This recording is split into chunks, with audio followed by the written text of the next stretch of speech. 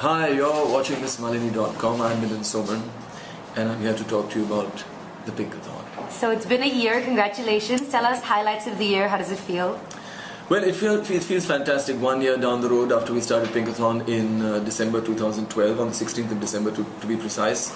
And the reason, of course, we started this event was to encourage more and more women to start paying attention to their own health, to understand the value of fitness so that they could spread this message to their families.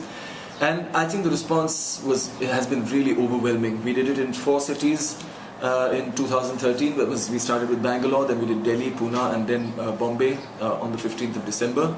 And we had actually thought that we could have about 8,000 women running across the 4 cities, but almost 12,000 women ran in 2013. So that was great encouragement for us to go into the next year, 2014, where we planned 6 cities.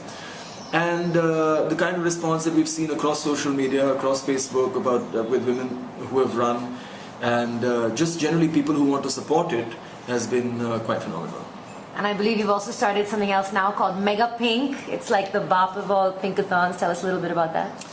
Yes, well, there were a lot of questions that came up when we did Pinkathon. One was that why are we only talking to women? So of course there was a reason for that, because if you see any conventional running event, 80 to 90% of the participants are men.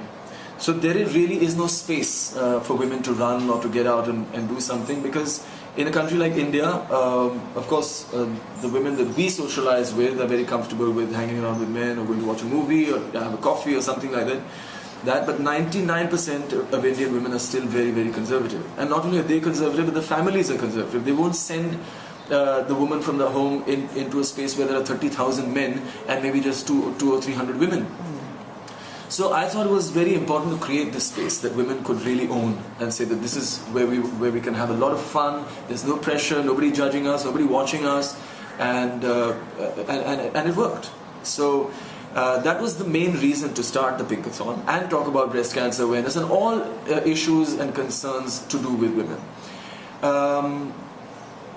The questions that came up after doing the Pinkathon is that, of course, we could only do it in the major metros because it's a big event. Every Pinkathon we do has 1 month or more of promotions in each city. It's an expensive event. So how do we then take this message of women's health to tier 2 towns, to smaller metros, to villages even? And we thought of therefore doing something using social media, because it is something, again, which is a little urban, but it is growing every day. The internet is reaching out every day to more and more people.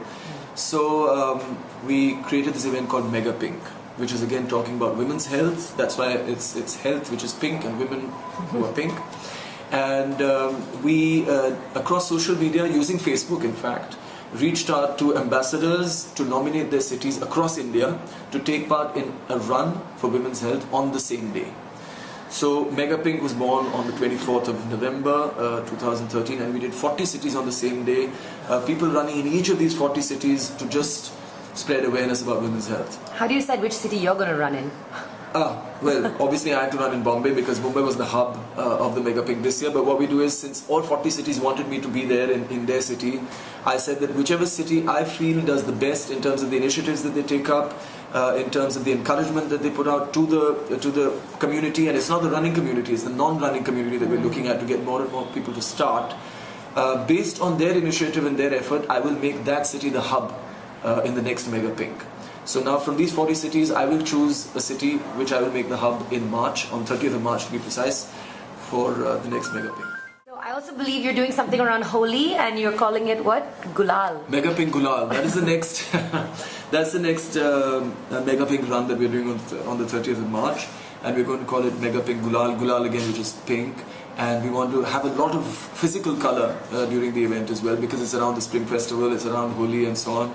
And in the next Mega Pink, we're looking at almost 60 or maybe even more than 60 cities participating on the same day.